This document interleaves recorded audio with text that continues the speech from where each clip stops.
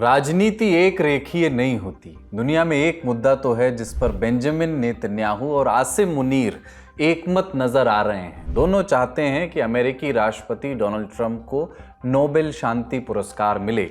Netanyahu ने white house में Trump के बगलगीर होकर उनका नाम इन प्रतिष्ठित पुरस्कारों के लिए आगे बढ़ाया।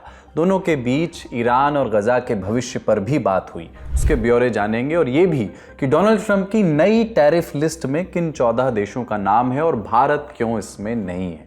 नमस्कार, मैं हूं कुलदीप और आप देख रहे हैं लल्लन टॉप का अंतर्राष्ट्रीय प्रसंगों से जुड़ा रोजाना का कार्यक्रम दुनियादारी।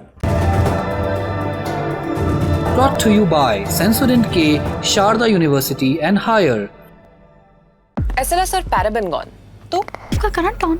What then? इसके पोटेशियम आयंस करें टूट का करंट गॉन, लाइव का करंट ऑन। 7 जुलाई को इजराइल के प्रधानमंत्री बेंजामिन नेतन्याहू अमेरिका के व्हाइट हाउस पहुंचे। अमेरिकी राष्ट्रपति डोनाल्ड ट्रंप ने उन्हें रिसीव किया। लंबी बातचीत हुई दोनों में। दोनों नेताओं ने ईरान पर एयर स्ट्राइक पर बात की, उसे अपनी सफलता बताया। आगे उस क्षेत्र में अपनी रणनीति पर भी बात की। 3 खास बातें बताते हैं आपको। नेतन्याहू ने ट्रंप को नोबेल पीस प्राइज के लिए नॉमिनेट किया है। नेतन्याहू ने कहा कि मैंने नॉमिनेशन का फैसला ट्रंप की तरफ से की जा रही कोशिशों के मद्देनजर लिया है, क्योंकि वो मिडिल ईस्ट में शांति के लिए लगातार पहल कर रहे हैं, प्रयास कर रहे हैं। इससे पहले पाकिस्तान के फील्ड मार्शल आसिम मुनीर भी नोबेल शांति पुरस्कार के लिए ट्रंप के नाम की सिफारिश कर चुके हैं। ट्रंप लंबे समय से नोबेल पीस प्राइज के लिए दावेदारी जताते हुए दिखते रहे हैं। यहां तक कह चुके हैं कि मुझे ये पुरस्कार नहीं मिलेगा क्योंकि ये अवार्ड केवल लिबरल्स को ही मिलता है। इसी चाहत में ट्रंप अपनी तुलना पूर्व अमेरिकी राष्ट्रपति हैरी ट्रूमैन से भी कर चुके हैं। ट्रूमैन ने द्वितीय विश्व युद्ध में जापान पर परमाणु बम गिराने का फैसला किया था, जिसके बाद युद्ध खत्म हो गया था। Where the software engineer meets the talented photographer, the world comes together at Sharda University. Trump का मानना है कि ठीक उसी तरह ईरान में अमेरिका की एयर स्ट्राइक ने भी एक लंबे समय तक चल सकने वाली जंग को रोक दिया। हालांकि इन एयर स्ट्राइक्स का मकसद कितना पूरा हुआ, जानकार इस पर संशय जताते हैं और इस संशय का बड़ा कारण अमेरिका से ही निकली इंटेलिजेंस रिपोर्ट्स भी हैं, जिसकी चर्चा हम विस्तार से दुनियादारी में पहले कर चुके हैं। पर ट्रंप को नेतन्याहू के रूप में नोबेल शांति पुरस्कार के लिए अपना एक और हिमायती मिल गया है। ट्रंप को अगर नोबेल प्राइज मिलेगा तो आसिम मुनीर को भी मिलना चाहिए, बेंजामिन नेतन्याहू को भी मिलना चाहिए। और अगर नोबेल पीस प्राइज नहीं दे तो ट्रंप को आइडियली एक नोबेल पीस प्राइज जैसा एक सिमिलर इंस्टीट्यूशन बना के खुद को अपने आप अवार्ड ले लेना चाहिए।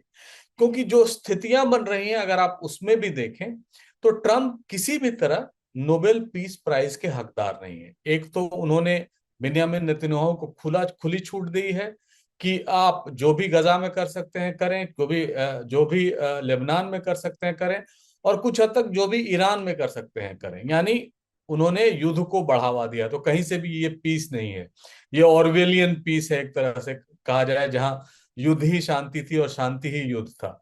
और कई बार अगर इसको आप ज्यादा भी गौर से देखेंगे तो उन्होंने किस चीज का मेंशन किया है, खासकर जब ट्रंप को उन्होंने मनोनीत करने के लिए कहा है तो उन्होंने कहा है कि डिप्लोमेटिक वे से उन्होंने सॉल्यूशन खोजने की कोशिश की। आसिम मुनीर ने जब उनको कहा था कि या पाकिस्तान ने जब कहा था कि उनको हम नॉमिनेट कर रहे हैं नोबेल पीस प्राइज के लिए, तो उनके भी लफ्ज कुछ ऐसे ही थे। 2 राज्य जिनका आधार हिंसा पर है वो किसी और को नोबेल पीस प्राइज के लिए मनोनीत कर रहे हैं, तो इससे बड़ी हास्यास्पद स्थिति नहीं हो सकती है।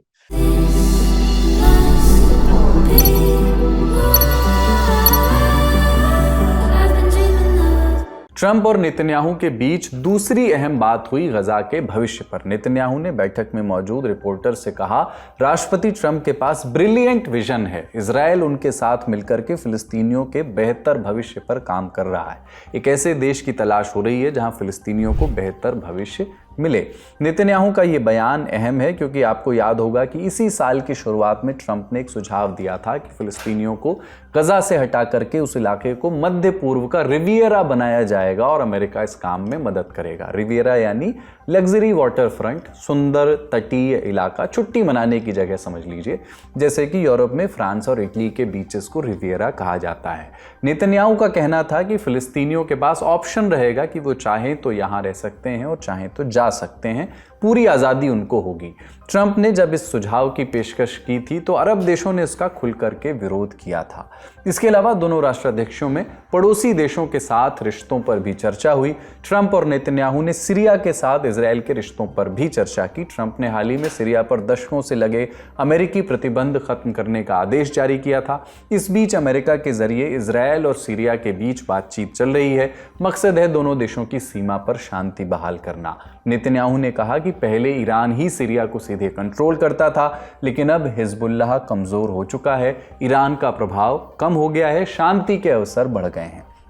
एक तरफ नेतन्याहू ट्रंप के साथ व्हाइट हाउस के ब्लू रूम में बैठ करके प्राइवेट डिनर कर रहे थे, रिपोर्टर्स का जमावड़ा लगा था, और दूसरी ओर बाहर फिलिस्तीन समर्थक नेतन्याहू के खिलाफ नारेबाजी और विरोध प्रदर्शन कर रहे थे, फ्री पैलेस्तीन के नारे लगा रहे थे।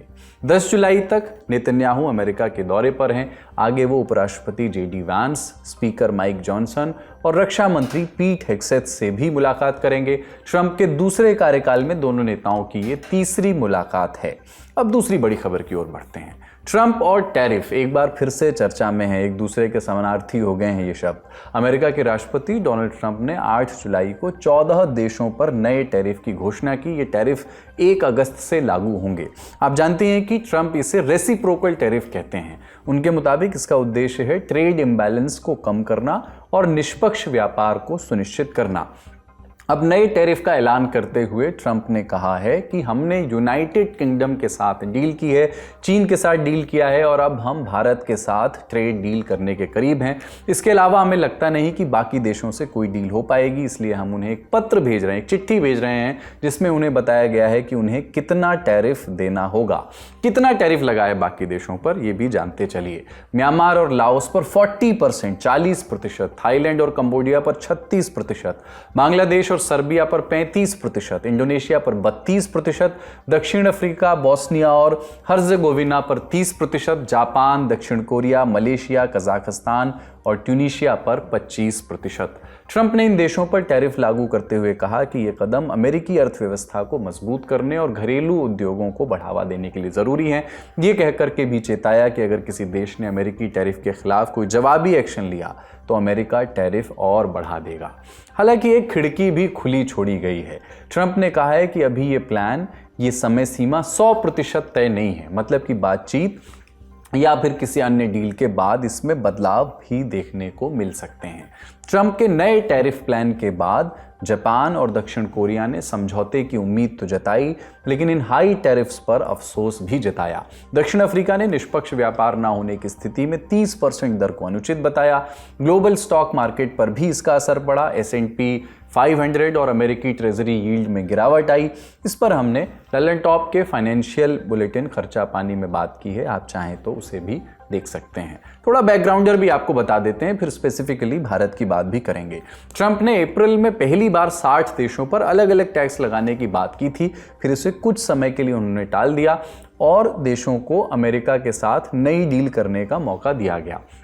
पहले उन्हें 8 जुलाई तक का वक्त दिया गया था ताकि 9 जुलाई से नए टैरिफ लागू हो सकें।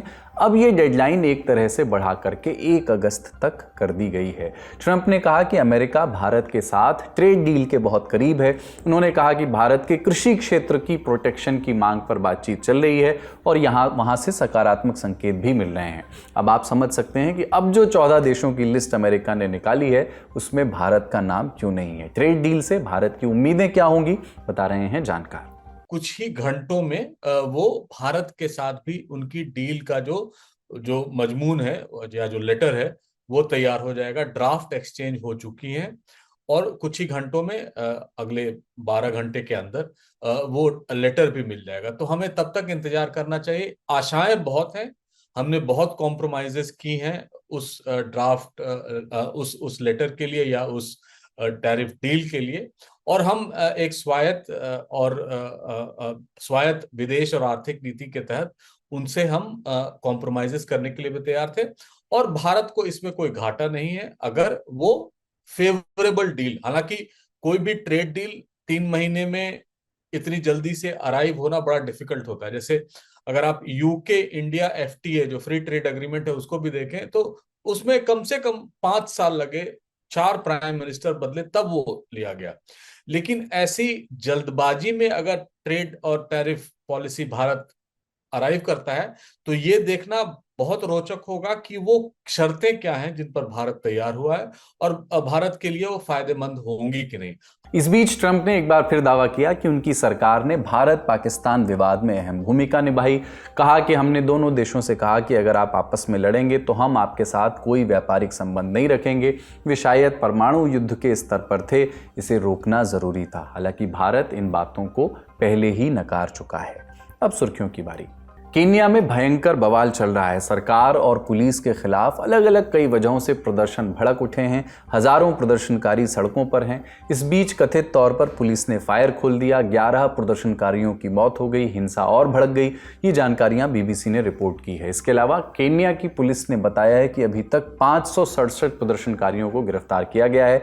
दरअसल इसी महीने यानी जुलाई 2025 की शुरुआत में केन्या की राजधानी नैरोबी में सरकार के खिलाफ युवाओं ने बड़े विरोध प्रदर्शन शुरू किए थे। 7 जुलाई को ये प्रोटेस्ट और तेज हो गई क्योंकि इस दिन का केन्या के इतिहास में बड़ा महत्व माना जाता है। 7 जुलाई को वहां साबा साबा डे के रूप में मनाया जाता है क्योंकि इस तारीख को 1990 में केन्या में मल्टी पार्टी डेमोक्रेसी के लिए प्रोटेस्ट शुरू हुए थे। अब वहां जो प्रदर्शन शुरू हुए हैं उसका मुख्य कारण है ब्लॉगर और टीचर अल्बर्ट ओजवांग की हिरासत में मौत। इसके बाद पुलिस कस्टडी में हिंसा के आरोप लगे। सरकार से भी जवाबदेही, टैक्स में कटौती, नागरिक सुरक्षा की बेहतरी और राष्ट्रपति विलियम रूटो से डायरेक्ट दखल और जवाबदेही की मांग की गई। नैरोबी के तमाम इलाकों को पुलिस ने सील कर दिया है। आंसू गैस, लाठीचार्ज चल रहा है। दूसरी सुर्खी है सीरिया से। अमेरिका जिस संगठन को कभी आतंकवादी संगठन मानता था, अब उसे फॉरेन टेररिस्ट ऑर्गेनाइजेशन यानी FTO की लिस्ट से बाहर कर दिया है। बात हयात तहरीर अल शाम यानी HTS की हो रही है। ट्रंप प्रशासन ने फैसला किया है कि HTS अब FTO की लिस्ट से बाहर किया जाएगा। इसमें उन विदेशी संगठनों के नाम शामिल होते हैं जिन्हें अमेरिका ने आतंकवादी संगठन घोषित किया हुआ है। HTS को 2018 से अमेरिका ने आतंकवादी संगठन माना था क्योंकि इसके तार अलकायदा से जुड़े हुए बताए गए थे। यह ग्रुप पहले अल नुसरा फ्रंट के नाम से जाना जाता था। सीरिया में अलकायदा की ब्रांच मानी जाती थी इसको। 2016 में HTS ने अलकायदा से संबंध तोड़े। HTS के नेता अहमद अल शारा ही इस समय सीरिया के राष्ट्रपति हैं। HTS का कहना है कि बीते कुछ समय से वो अपने लड़ाकों को सीरियाई सेना और सुरक्षा बलों में शामिल कर रहा है। तीसरी सुर्खी रूस से आई है। वहां के पूर्व परिवहन मंत्री रोमन स्टारोवोइट ने कथित तौर पर 7 जुलाई को खुद को गोली मार करके जान दे दी। शुरुआती जांच में ये बात निकल के सामने आई है। आगे की जांच अभी जारी है। रूस की जांच समिति ने बताया कि रोमन का शव उनकी कार में मिला। रूस की न्यूज़ एजेंसी टास की रिपोर्ट के मुताबिक राष्ट्रपति पुतिन ने उन्हें कुछ घंटे पहले ही पद से बर्खास्त कर दिया था। उन पर भ्रष्टाचार का आरोप था। रोमन परिवहन मंत्री बनने से पहले 5 साल तक यूक्रेन की सीमा से सटे कुर्स्क क्षेत्र के गवर्नर थे। आज का दुनियादारी यहीं तक। अपना और अपनों का ख्याल रखिए। देखते रहिए दी ललन टॉक। शुक्रिया। शुभ रात्रि।